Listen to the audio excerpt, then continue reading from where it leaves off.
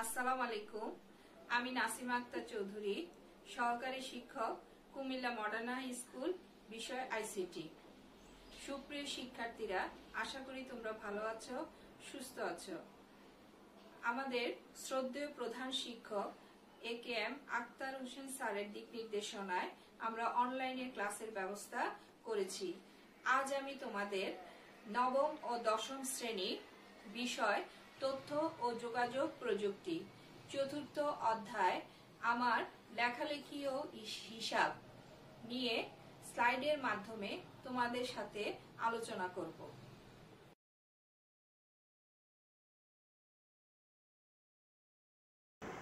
তাহলে আসো আমরা ওয়ার্ড প্রসেসিং ও ওয়ার্ড প্রসেসরে কাজ করার সুবিধাগুলো জেনে নেই। কোনো কিছু লেখার কাজ হলো কল্পনার জগৎকে বাস্তবে নিয়ে আসা। মানুষ তার কল্পনাকে অন্যের কাছে তুলে ধরতে মাধ্যম হিসেবে লেখার কাজ শুরু করে। বর্তমানে এই কাজে তথ্য ও যোগাযোগ প্রযুক্তি ব্যবহৃত হচ্ছে, আর এক্ষেত্রে ওয়ার্ড প্রসেসিংয়ের গুরুত্ব অনেক। তাহলে আসো দেখি নে ওয়ার্ড প্রসেসিং কি। ওয়ার্ড ও প্রসেসিং এই শব্দ দুটি মিলে হয় ওয়ার্ড প্রসেসিং। বাংলা অর্থ হচ্ছে প্রক্রিয়াকরণ। সহজভাবে বলা যায় লেখালেখির কাজ। কম্পিউটারের সাহায্যে লেখালেখির কাজ যে সফটওয়্যারের মাধ্যমে করা হয় তাকে ওয়ার্ড প্রসেসিং বলে। ওয়ার্ড প্রসেসরের কাজ করতে গিয়ে আমরা অনেক সুবিধা পেয়ে থাকি, যেমন নির্ভুলভাবে লেখালেখির কাজ করা যায় এবং ভুল হলে সাথে সাথে সংশোধনের সুযোগ পাওয়া যায়। সম্পাদনার সুযোগ থাকায় লেখার কাজ নান্দনিকভাবে উপস্থাপন করা যায়।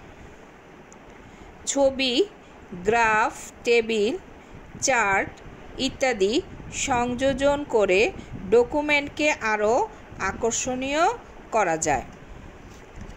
ডকুমেন্ট সংরক্ষণ করে তা যে কোনো সময় ব্যবহার করা যায়, ফলে একই কাজ বারবার করার প্রয়োজন হয় না।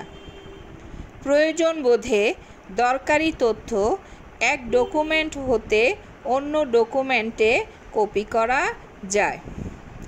একই সাথে একাধিক ডকুমেন্ট নিয়ে কাজ করা যায়। ফাইন্ড রিপ্লেস কমান্ড ব্যবহার করে বড় কোনো ডকুমেন্টে অল্প সময়ে শব্দ খোঁজা যায় এবং প্রতিস্থাপন করা যায়। যখন কোনো ডকুমেন্ট বারবার ব্যবহারের প্রয়োজন হয় তখন সেটিকে টেমপ্লেট আকারে সংরক্ষণ করে রাখা যাতে সময় সাশ্রয় হয়। যেমন প্রতি সপ্তাহে ল্যাব রিপোর্ট প্রস্তুত করার প্রয়োজন হলে সেটি টেমপ্লেট আকারে সংরক্ষণ করে রাখলে তা বারবার ব্যবহার করা যায়। বানান দেখার সফটওয়্যার বা স্পেল চেকারের সাহায্যে সহজেই বানান সংশোধন করা যায়। স্বয়ংক্রিয়ভাবে বানান সংশোধনের ব্যবস্থাও ওয়ার্ড প্রসেসরে রয়েছে। ডকুমেন্ট সংরক্ষণ করে তা যে কোনো সময় যতবার ইচ্ছা ততবার প্রিন্ট করার সুবিধা রয়েছে। ইলেকট্রনিক যোগাযোগ ব্যবস্থার মাধ্যমে যে কোনো জায়গায় যে কোনো সময় ডকুমেন্ট প্রেরণ করা যায়। কাগজের নথি বা ফাইলের পরিবর্তে ওয়ার্ড প্রসেসরের তৈরি ফাইল খুব সহজেই সংরক্ষণ করা যায়। ফাইলের ব্যবস্থাপনা সহজ, যা আধুনিক অফিস ব্যবস্থাপনায় অপরিহার্য ইত্যাদি। মাইক্রোসফট অফিস কি? আমরা জানি মাইক্রোসফট অফিস হলো পৃথিবীর সবচেয়ে জনপ্রিয় ও বহুল ব্যবহৃত সফটওয়্যার। এছাড়াও বিভিন্ন ধরনের অফিস সফটওয়্যার রয়েছে, যার যে কোনো একটি আমরা ব্যবহার করতে পারি। বর্তমানে অনেকেই এগুলোর সর্বশেষ সংস্করণ ব্যবহার করছে, তবে যে কোনো একটি সংস্করণে অভিজ্ঞ হলে অন্যটি ব্যবহার করতে কোনো অসুবিধা হয় না। বাংলাদেশে যেহেতু মাইক্রোসফট অফিস সফটওয়্যারটি বেশি ব্যবহৃত হয়, তাই এখানে আমরা মাইক্রোসফট অফিস 2007 এর মাইক্রোসফট ওয়ার্ড নিয়ে ওয়ার্ডের ভিত্তিতে আলোচনা করব। এবার আসো মাইক্রোসফট ওয়ার্ড 2007 খোলার নিয়ম দেখে নেই। প্রথমে স্টার্ট বাটনে ক্লিক করতে হবে, তারপরে অল প্রোগ্রামস, এরপর মাইক্রোসফট অফিস। এই মাইক্রোসফট অফিসের মধ্যে মাইক্রোসফট ওয়ার্ড রয়েছে। এবার আসো অফিস বাটন এবং এর অপশন সমূহ জেনে নেই। ওয়ার্ড 2007 চালু করার পরে একটি উইন্ডো খুলবে। এই উইন্ডোর উপরের বাম দিকের কোণায় আইকনটি হলো অফিস বাটন। এই বাটনটি ক্লিক করলে যে অপশনগুলো পাওয়া যায় সেগুলো চিত্রে দেখানো হলো।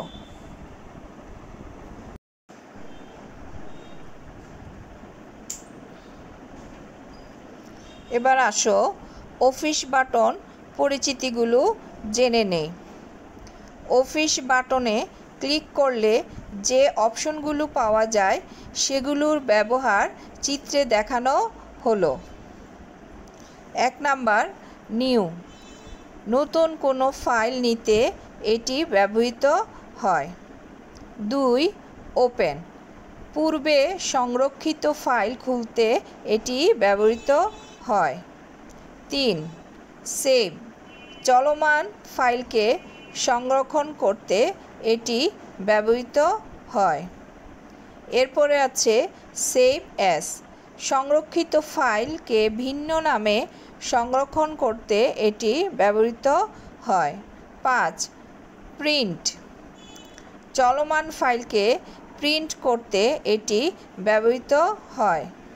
6, ক্লোজ, চলমান ফাইলকে বন্ধ করতে এটি ব্যবহৃত হয়। এখন আসো ফন্ট স্টাইল নির্বাচন এবং এর সাইজ ও রং নির্ধারণ কিভাবে করতে হয় তা শিখে নিই। ওয়ার্ড প্রসেসর ব্যবহার করে লেখাগুলোকে একটু সাজিয়ে গুছিয়ে উপস্থাপন করলে কেমন হয়? নিশ্চয়ই তোমাদের অনেক ভালো লাগবে। ওয়ার্ড প্রসেসরের ভাষায় এই কাজটিকে ফরম্যাটিং টেক্সট বলা হয়। ওয়ার্ড প্রসেসরে লেখালেখি করার জন্য বিভিন্ন স্টাইলের অক্ষর রয়েছে, এগুলোকে ফন্ট বলা হয়। ফন্ট নির্বাচন, এর সাইজ, রং কাজগুলো হোম ট্যাব থেকে করতে হয়। তাহলে আসো কিভাবে ফন্ট নির্বাচন করতে হয়। 1, প্রথমে হোম ট্যাবে ক্লিক করতে হবে। এবার ফন্ট গ্রুপের ফন্ট নামের ড্রপডাউন বক্স থেকে পছন্দ মতো ফন্ট সিলেক্ট করতে হবে। 3, এবার যাই লিখো তা নির্বাচিত ফন্টেই হবে, অর্থাৎ তোমার ফন্ট নির্বাচন সম্পূর্ণ হলো। এবার আসো ফন্ট সাইজ নির্বাচন দেখে নেই। অনেক সময় লেখার মাঝখানে বিভিন্ন স্টাইলের ও সাইজের ফন্ট ব্যবহারের প্রয়োজন হতে পারে। তাহলে কিভাবে আমরা ব্যবহার করব? প্রথমে হোম ট্যাবে ক্লিক করতে হবে। 2, এবার ফন্ট গ্রুপের ফন্টের নামের পাশে লেখা সংখ্যার ড্রপডাউন বক্স থেকে কাঙ্ক্ষিত সংখ্যা সিলেক্ট করতে হবে। 3, এবার যাই লিখো তার নির্বাচিত ফন্ট সাইজ এ হবে, অর্থাৎ তোমার ফন্ট সাইজ নির্বাচন সম্পূর্ণ হলো। এবার আসো ফন্টের রং কিভাবে নির্বাচন করতে হয় তা দেখে নেই। তোমাদের ইচ্ছে মতো ফন্টের রং নির্ধারণ করতে পারো। প্রথমে হোম ট্যাবে ক্লিক করতে হবে। এরপর ফন্ট গ্রুপের আইকনে ড্রপডাউন বক্সে ক্লিক করে পছন্দের রং সিলেক্ট করতে হবে। এবার যাই লিখো তার নির্বাচিত ফন্ট কালারে হবে, অর্থাৎ তোমার ফন্ট কালার নির্বাচন সম্পূর্ণ হলো। লেখালেখির সাজসজ্জা ক্ষেত্রে ডকুমেন্টে কোনো টেবিল, ছবি, ক্লিপ আর্ট, বিভিন্ন আকার আকৃতি, chart, text box, word art যোগ করতে রিবনে ইনসার্ট ট্যাব ব্যবহার করতে হয়। ডকুমেন্টে টেবিল তৈরি করার ধাপসমূহ দেখে নিই। টেবিল বা সারণী যোগ করার জন্য ওয়ার্ড 2007-এর রিবনের ইনসার্ট ট্যাবে ক্লিক করতে হবে। এরপর টেবিলে ক্লিক করতে হবে। পরবর্তীতে ইনসার্ট টেবিলে ক্লিক করতে হবে।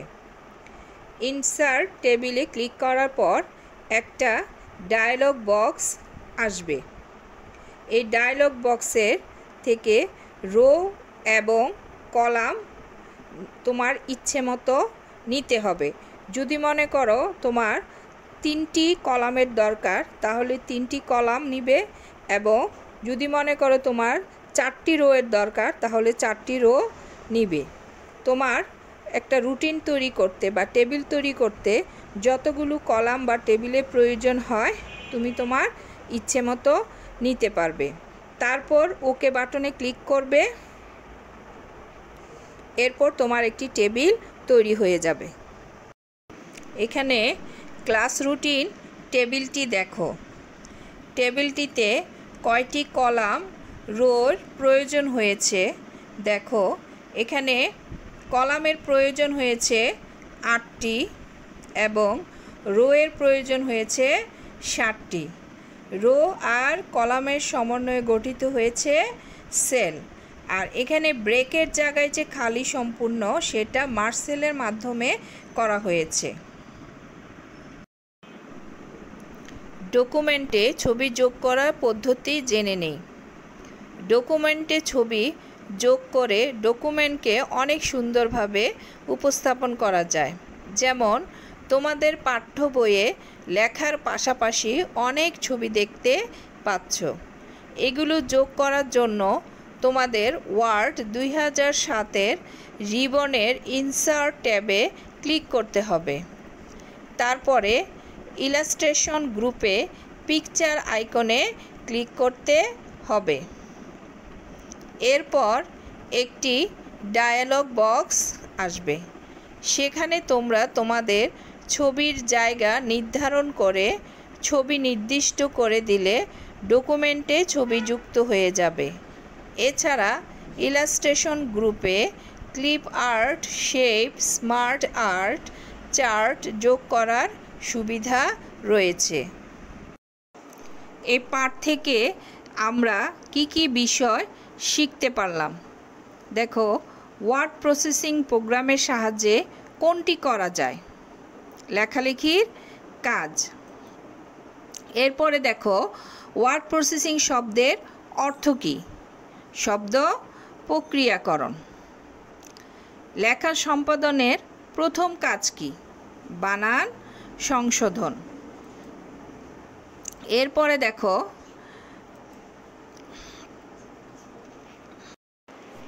ওয়ার্ড 2007-এ হোম ট্যাবের পাশে কোন ট্যাব থাকে?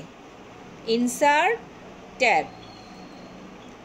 ওয়ার্ড প্রসেসিংয়ে নতুন ডকুমেন্ট খুলতে হলে কোনটিতে ক্লিক করতে হয়? নিউতে। একই ডকুমেন্ট ভিন্ন নামে সংরক্ষণ করতে কোথায় ক্লিক করতে হয়? সেভ এসে।